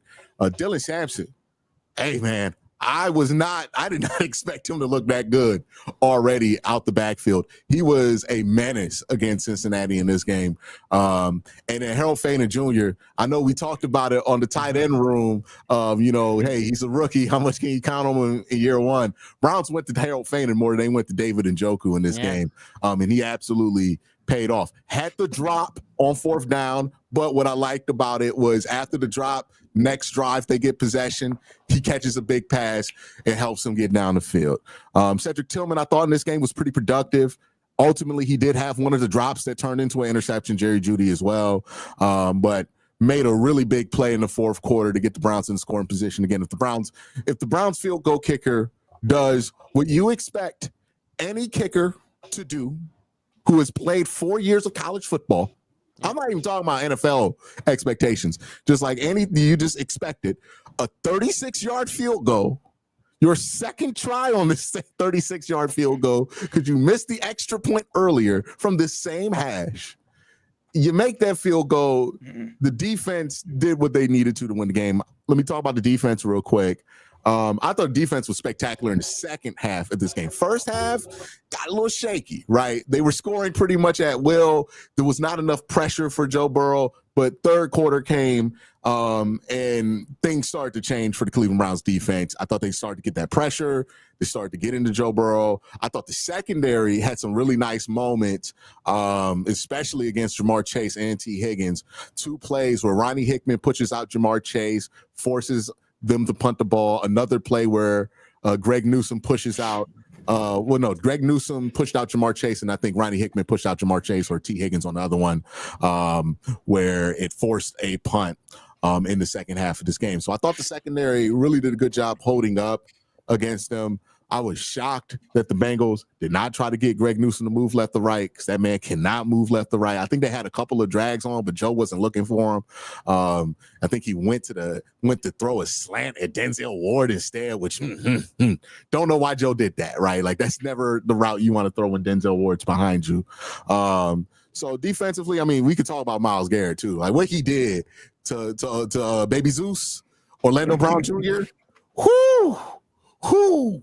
That was disrespectful, that first sack. Like the sequence there, for those of you who aren't familiar, 6 minutes left in the 4th, right, Ace? Yeah, this was all on one drive. Yep. This was all on one drive. 6 minutes in the 4th quarter. The Bengals backed up around like the 20.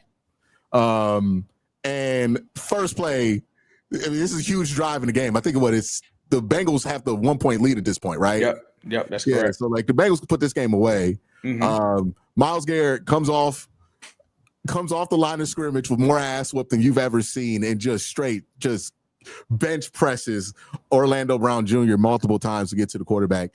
And then right after that play, he decides to just he was bullshitting. Like he just went right, left, and then went straight up the chest of Orlando Brown Jr. and then got another sack. And then Mason Graham got a big pressure up the middle, forced the pocket back, and Isaiah McGuire kind of climbed out of a bunch of bodies to get a sack on Joe Burrow there. Almost the safety, right?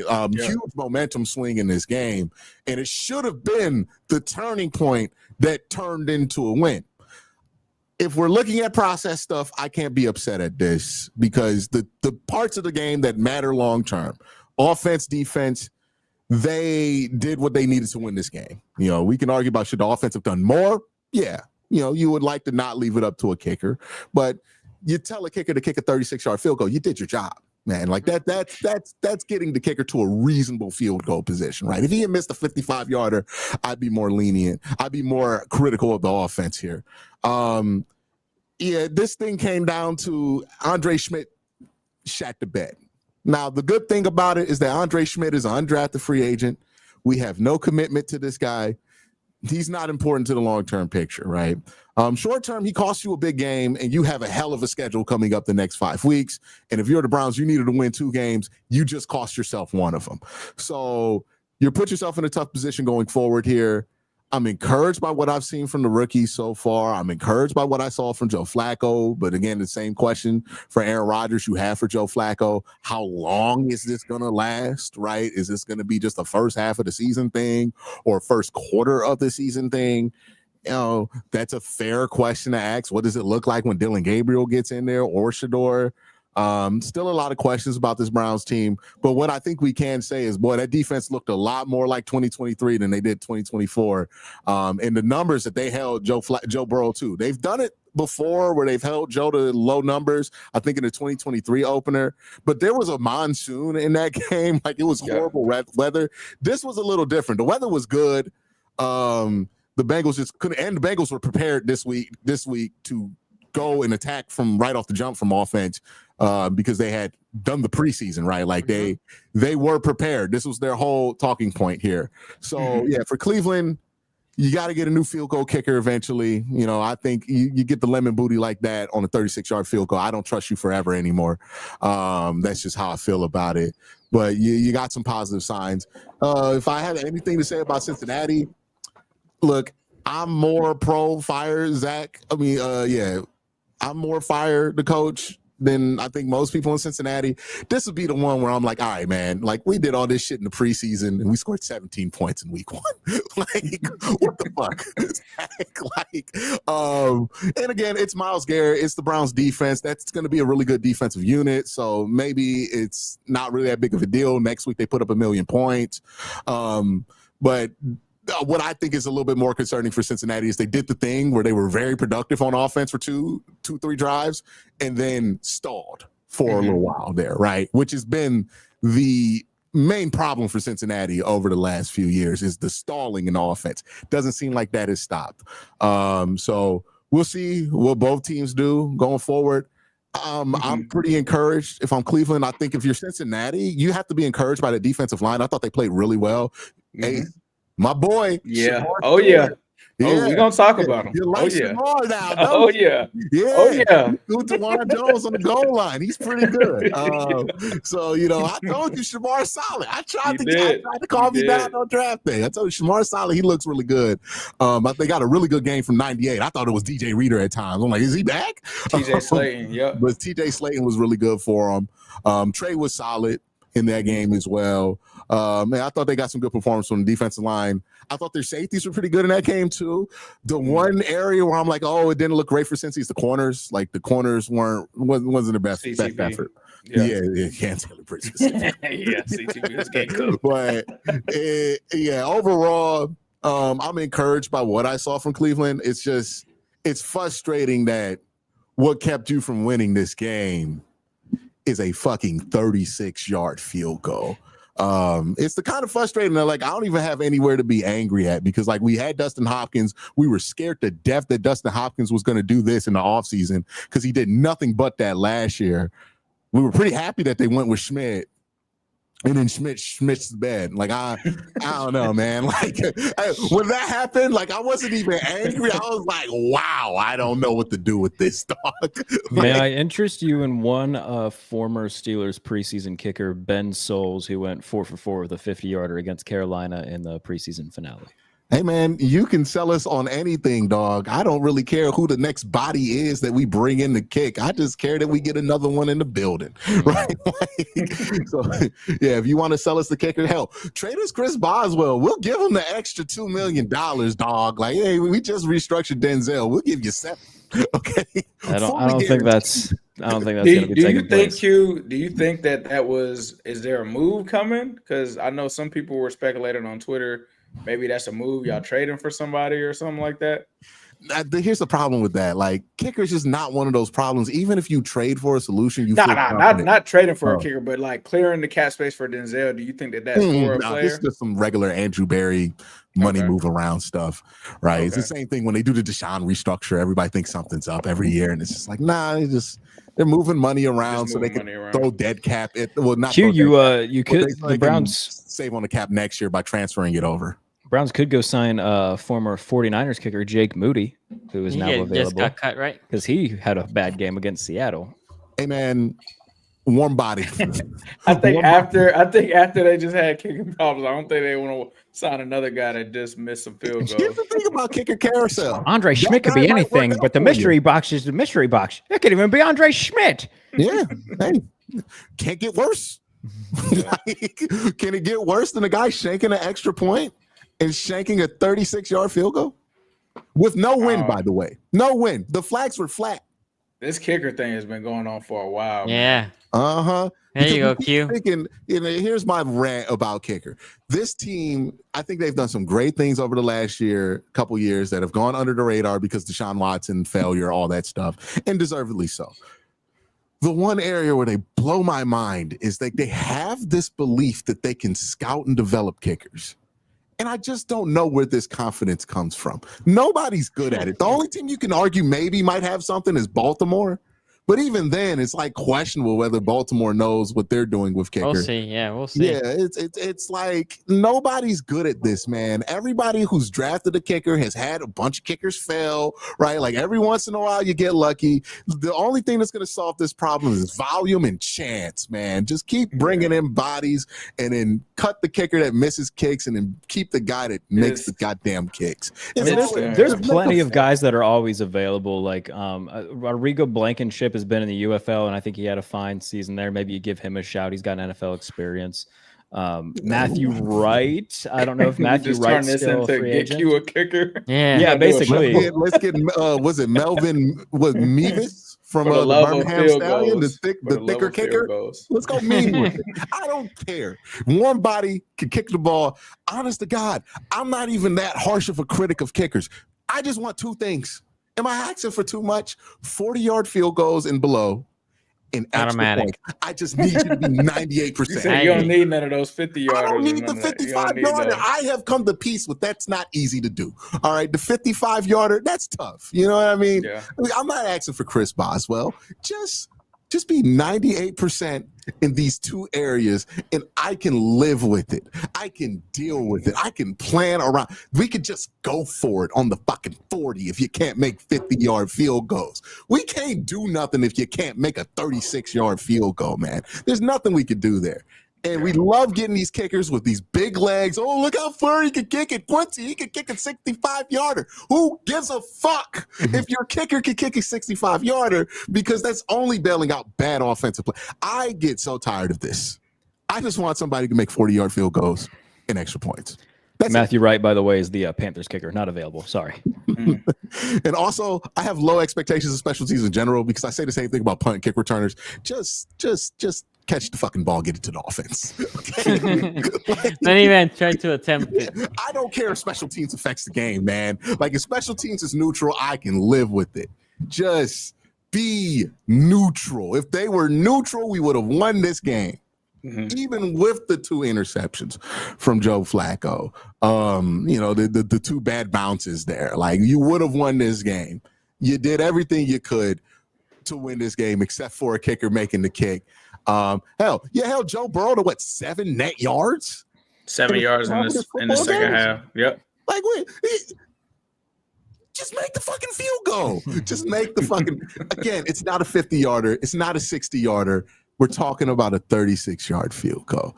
And that's the real only analysis I can give here. Like, I would love to sit here and blame this loss on anything else. But it's one of the few times where, no, it's that guy's fault, dog. Like, it's literally just that guy's fault. Don't know what to tell you. Why wasn't the game tied? Why didn't it go to overtime? He missed the extra point. Why didn't we win the game? He didn't make a field goal on the 36-yard.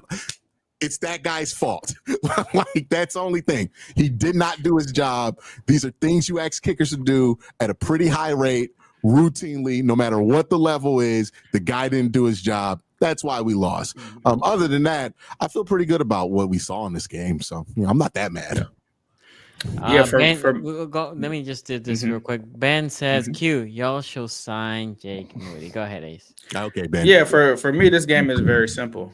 I will come on here and say the offense played like shit. It's that easy to come on here and be real about what happened in this game. In the first half, the offense looked good. The rest of the game, they were shit. I mean, it's that simple when it comes down to it. The Bengals offense was non-existent in this game. The run offense was horrible. Chase Brown had some good runs here and there, but for the most part, the offense died in the second half. And that's just unacceptable, especially after they spent this whole offseason, like you said, we're going to play the offense in the preseason. We're going to do this and that because we've gotten out the slow starts offensively. We saw it last year when they lost to the Patriots, only putting up 10 points. This was not an impressive showing by the offense at all. Jamar Chase and T. Higgins were held in check. I mean, that was obvious as well. Joe Burrow only throwing for 100 yards. The crazy part about this, though, is on the flip side, the defense that everybody said was going to be the worst in the NFL, the defense that everybody said was going to be the reason that the Bengals lost. Like, you couldn't have told me that the Bengals offense will go out and struggle and only score 17 points and they will win the game. Like, you couldn't, like, there's no way that I'm believing that based off of what everybody said about this defense. The defense and special teams are the units that won this game for the Bengals. After the offense did what they did in the first half, like you said, they had 7 yards in the second half. There is no context for that. There is nothing that I can say other than the offense was some shit in the second half of this game. Outside of that, guess who wasn't shit? The Bengals defense. The Bengals defense stepped up in this game. The defensive line was able to get pressure. The biggest part about the defensive line that everybody was talking about, especially because of the preseason, was how are they going to play run defense? Run defense was horrible. Everybody was running through them in the preseason. The Browns didn't have a run over 5 yards, dog, in this game. Like, the Bengals run defense was amazing in this game. TJ Slayton, Mike Pennell, the guy that they picked up from the Chiefs, they were stout in run defense in this game. The other thing that was impressive was their ability to get turnovers. I kept saying, like, a lot of people were talking about why was Lou Anarumo's scheme so good. It wasn't that they were amazing in terms of yards. They were a bend but don't break defense. But the two things that they were able to do, generate turnovers, and they were also able to keep points off the board. That was one of the things that they did. Now, missed field goals, you can't really attribute that to a defense. That's special teams. That's cueing them missing a field goal. Like, you can hope. It wasn't like these guys were near the field goal and he just missed it. Like, but at the end of the day, they were able to do what they needed to do. And honestly, there were points in this game I thought the Bengals were going to lose. But I would have to disagree with you. When DJ Turner got that interception, that was a huge play in the game because I didn't expect, like, I'm thinking at that point, even though the Browns had missed a field goal, they could still get the ball and go down the field and get a field goal. The other big play in that game that's not going to be talked about was Ryan Rico, the punter for the Bengals, who we signed him because we had a shit punter in Brad Robbins, who got cut again today, by the way, that we replaced him with. He hit a coffin corner punt on this team inside the 1 yard line. That is what won this football game, because if it wasn't a punt like that, the Browns were still going to have a chance to get in field goal range. But because he did that and they were down at the 1 yard line, that extremely helped the Bengals win this game. Trey Hendrickson played well. BJ Hill was on another level in this game. BJ Hill looked like he's back at his natural position. He's able to do what he needs to do there for the most part. The most impressive thing about the Bengals shutting down the Cleveland run game was the fact that they weren't stacking the box to do it. That was the crazy part to me. And then Shamar Stewart, as Q pointed out, Shamar Stewart wrecked this game. Shamar Stewart had a batted pass at the line. He had a couple of pressures in there that looked really good. He looked as advertised in this game too. I want to point that out. He stopped the David Njoku screenplay that would have gone for like 80 yards. Did you see the one that Shamar did? Where Shamar like jumps in front of Njoku and like, yeah, I was 1,000% wrong about Shamar Stewart, and I will own that for sure. The Bengals offense has to play better. Like Zach Taylor, I can't even just put it on Zach Taylor. Joe Burrow, Jamar Chase, you have like, first of all, don't get it twisted. I respect the Browns, and I think everybody needs to respect the Browns defense. Like, they are going to have them in games no matter what you think about them. That's still Myles Garrett. That's still Denzel Ward. That's still Jim Schwartz calling the plays. Like, they are going to play tough defense. What it's supposed to be is you're just going to have to outscore them, right? That's what you have to try to do. But they're going to be a team that's going to play you tough. It's not going to be easy. And they did not make it easy in this game whatsoever. This is a game, I truly agree with you. Cleveland probably should have won this game. But the other thing that I will say, and Joe Burrow said it after the game, is these were games last year that the Bengals didn't win. They didn't know how to win these games at the last minute. They were the people missing the field goals at the end of the games. They were the people choking at the end of the games, giving these games away to teams last year. Not once did they have a game like this last year that they actually won. And for me, and for everything that was important, what was the biggest storyline of this offseason other than the Bengals defense was going to be ass? The Bengals are going to start slow. There's no way, like, they start slow. They need to win week 1. Well, they won week 1. So for me, that was the biggest thing that they haven't been able to do since the Super Bowl year. The Bengals have not won in week 1 since the year that they went to the Super Bowl. Zach Taylor was 1-11 in week 1. So, yes, I don't like how the offense played. They played like shit. I don't have a problem sitting here and admitting that. Defense played well. Bengals got lucky with somebody missing field goals. Missed field goals do happen every week. We saw it happen with Jake Moody. But, yes, it does take some luck for you to win games. It takes luck for people to win Super Bowls.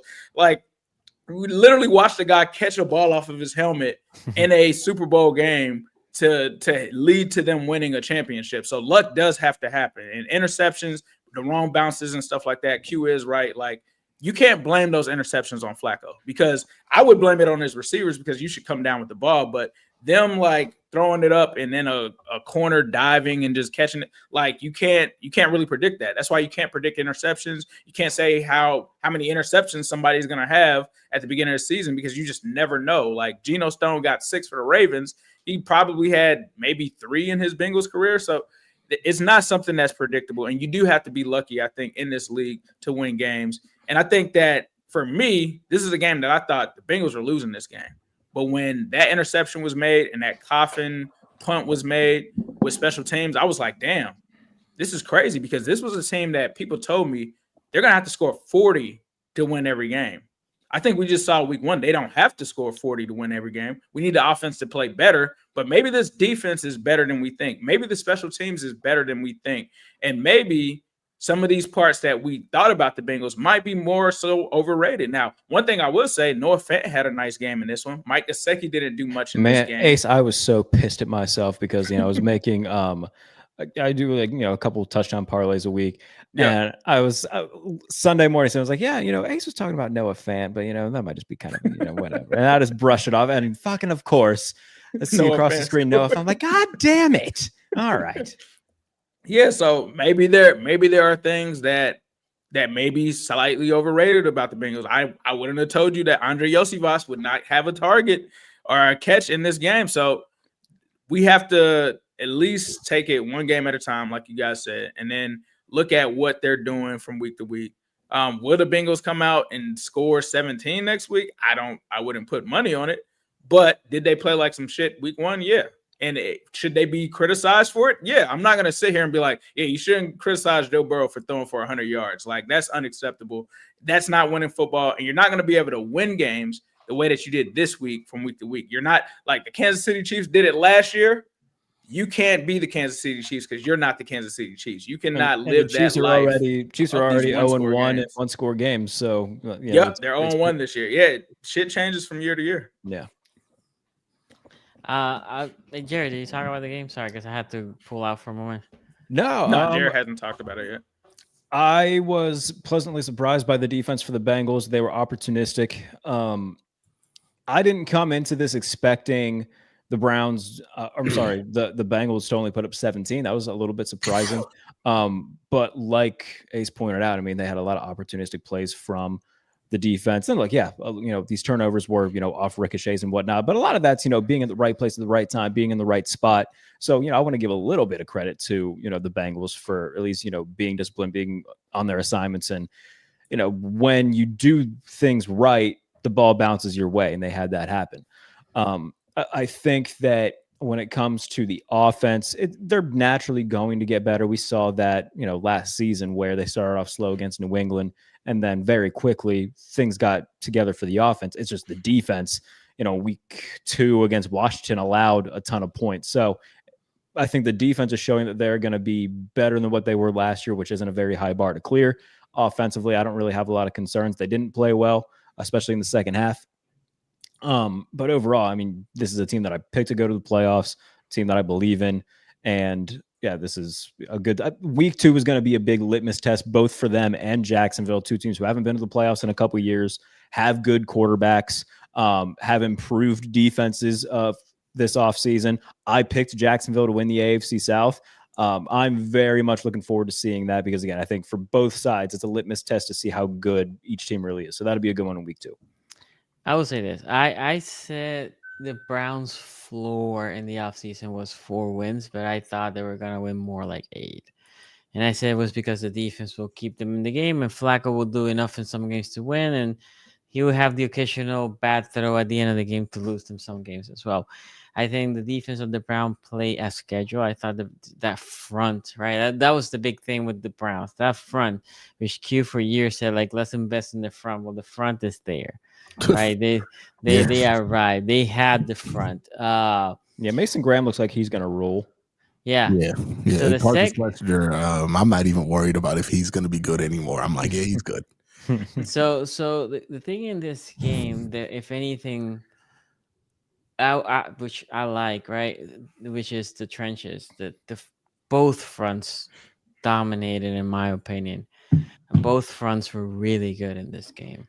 The secondaries were good. I guess I didn't watch it with enough details to know if the secondaries for both teams were good because they were really, really good, or because the front was so good that they were rushing those throws or making the quarterbacks, force the ball, and the corners were there because of the front, right? Because both units go in tangle. I was surprised about the Bengals offense. Different from some people. It's a week-to-week league. I thought the Cleveland defense was going to be good. I think I picked this game 20-17 or 20-16 or something like that. Bengals. Was surprised on the box score when I was watching the game, but if I was pleasantly surprised with the defense, if anything, or not pleasantly because it's not something that I'm here liking, but I was surprised that the defense played well, especially on the running game. And now we're gonna have to see if the rushing attack for Cleveland gets better, right? Yeah. Or if it was the Bengals. What did they average per carry? It was like 2.7 or something. About 2 yards. Yeah. But with the Bengals, whatever, right? That's what the Bengals do. But the Cleveland, I was gonna say Cavalier, the Cleveland Browns. Yeah. Before Chubb went down, not last year, the year before, that's what Cleveland used to be, right? Like very good running the team, running the ball, and then predicate play action pass. Last year they were not really good on the run, so I thought a fluky year. O-line was just injured last year all over the place. So you shock it on that. Fancy loves to run the ball.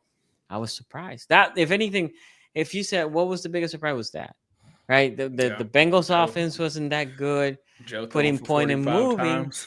Yeah, and then the offense for Cleveland was like a passing offense and not a rushing offense. I know they just signed the 2nd-round pick. We'll see how he plays. He hasn't played in a while, so he's going to take a little bit, in my opinion, or maybe he just comes out of the gate. But that surprised me. Yeah, that surprised me. That surprised me. The running back did good coming out of the backfield for in the pass, but on the rushing side, definitely surprised me. So, in all fairness, you know that Cleveland actually passed the ball more than Cincinnati last year. No, they did because they had no run game last year. They were playing that was crazy when I was looking at stuff like this offseason. I was like, whoa. But that was my point, because 2 years ago they were really, and then before that year, right? Yeah. But last year, I think because of the O-line, they just. Anyway, I thought this year they were going to be better. They brought in Ken Dorsey to get the most out of Deshaun Ken Dorsey, Jesus, I forgot about that. Yeah, not Ken Dorsey's, the Dallas Cowboys passing game specialist. Okay, we have a couple of super chats here before we close this pot. Ray Rex says every year the Browns find a way to make Q rant about kickers. Yeah, this is like literally one of the first clips we've done for AFC North Talk was me bitching about Austin Seibert. I just want somebody who makes 40-yard field goals and below in extra points. Can I get that? Am I asking for something crazy? Is this insane? I lived that Austin Seibert life. Yeah, man. And then y'all brought in Ken York last year. It's like I lived that long snapper life, holder life, that bad punter life. Oh yeah. We were living that money. McPherson was not money last year. He was not money. Old Adam Vinatieri. You know what I mean? Just give me something, dog. Like, can somebody just come in here, kick some 40-yard field goals? 40 and below. 40 and below. You can sign Ocho Cinco. Sign Ocho Cinco as your kicker. Hey, look, man, we could train somebody on the team to kick. And I think that's something teams should do is like have somebody on the team try to kick. You guys remember when Dominic Sue did it? I forgot when Dominic Sue did it from the game. Just make extra points in sub 40-yard field goal. I can't remember if it was an extra point. There's got to be. Don't sign Randy Bullock. I'll just tell you that. Don't do that. I mean, we've gone with Randy. the very accurate but weak leg veteran that didn't work out for. Like, I've been there. I've lived that life. You can't hit 50s, but you're supposed to be super accurate. Yeah, and then you missing the fucking 30-yard field goal. It's like, what are you? Then you on can't even attempt the 50 for? yarders. You gotta like punt and try to. You just gotta go for it. Look, I'm fine with going for it, dog. If we just gotta extend the range of in which we're going for it, fine. You know, we got David and Njoku. We'll throw it at David and Njoku and see if we get a first down every once in a while. But man, I you can't live with the kicker who can't make sub 40. You just can't. You can't. And then like be bad on extra points. Pick a struggle. Pick one. Pick one. I might be okay if you miss the extra point if you can make the goddamn field goal. Like, you know what? It's really just one. It's really just one. You just got to pick one struggle. My man missed that field goal, no win, both times the same exact way. Oh, God. Ray Rex is here also. Ace, if they struggle again next week offensively, are you concerned? Yeah, I'm concerned. If they're 2-0, that's going to take precedent. But yeah, I think I would be concerned. I'd be looking at, hey, Zach, let's give play calling back. Let's give that back like you did last year. Let's give it back to the proper place. Because I don't know why that changed this year. I don't know why Zach is once again calling plays, because we know what happens when Zach calls plays. So yes, if they struggle again this week, I'm going to be concerned for sure. By the way, Jared, not like you, I don't believe that much in Jacksonville, so I don't think it's gonna be that good of a game. Steven Smith here says, Sonny, if the Ravens give up 40 next week, will you be nervous? I mean, if the Ravens get 40 next week, you know, as the players are coming out frustrated. That's where Zach Orr gets a special assistant. I was right? gonna say, no, he already has. You gotta get fired. If you give up 40 back-to-back week, you gotta get fired. Yes, I agree. That's what I was gonna say. Sonny, what's the point threshold that like you don't want to see them get above? Like if they get above this number, you're like, all right, what the hell? Next week? Yeah. If they give up, it's got to be like more 35. than 24. No. More than 24? I think that's fair. I think 24. More than 24. Like if the Browns score 24 on you, especially if it is like at the end of the game, which again, a lot of teams do play prevent and that moves the ball, I'm okay. Right? If the Browns here put 30 on you, right, then I'm concerned. If you lose the game on a defensive struggle game because Cleveland's just defense was playing great and your defense was playing great and you lose the game, I'm concerned with the team, the defense, that I'll give them a pass. That's what I will say. What do you do if it's an ass whooping? Like, does that change? Like, cause like I'm not predicting. Yeah, no, I got you. I got you. Like, clean it up, Q.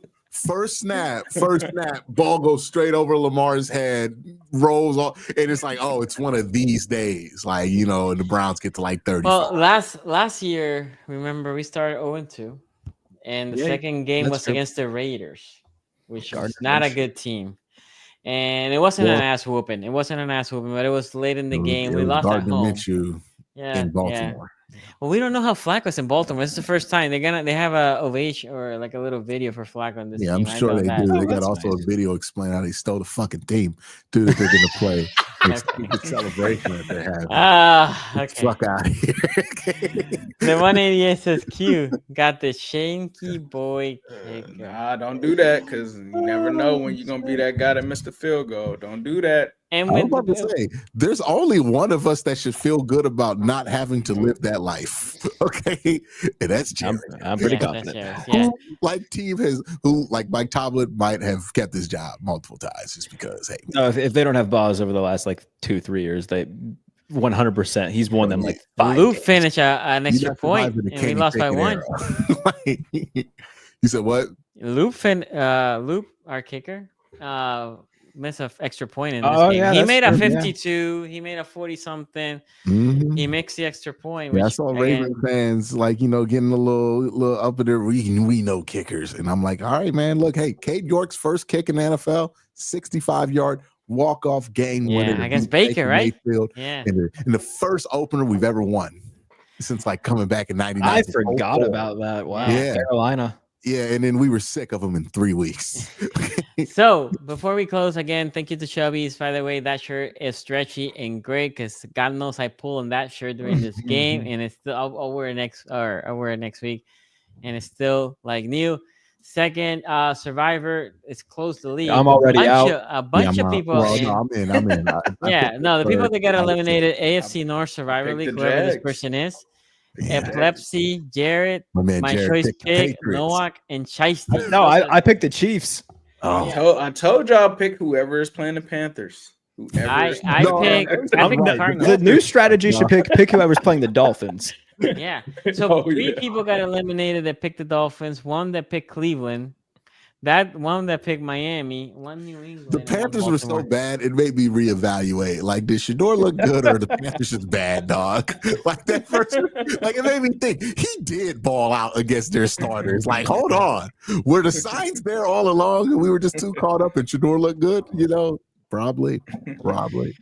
So Ray Rex says, okay, so if it goes like the Jameis game last year, Sonny, would that be a panic mode? Flacco 300 plus 3 touchdowns. I mean, you definitely defensively had to rally, right? Last year, the first half of the year defensively, you were god awful. Second half, you were really good, but you were not expecting that this year, right? And then tough conversation. You had Chuck Pagano here right now as a special assistant to the. I feel like Chuck Safeties Pagano's now. either going to be the defensive coordinator before the end of the year, or he's going to be hanging out with McAfee again by week 5. Like that. No. He's going to be promoted to linebacker coach, but he's going to be running the defensive. He's the secondaries coach. He's the special assistant to the secondaries coach. Mhm. I think love it's all the these title. fancy titles that all mean the same shit. Yeah. Jesus. Last year, our offensive line coach, nobody knew where he was, but Mike Vrabel was running the offensive line meetings, which, special assistant Mike Vrabel that year. So, yeah, they're definitely going to quiet fire somebody with Chuck Pagano at some point if this continues defensive. So, with that said, we'll be back here Friday. Make sure you sub, hit the bell so you know when we're live. We'll be back Friday previewing week 2. Until next time, peace out. All right, got to head out. All right, yeah. Yep.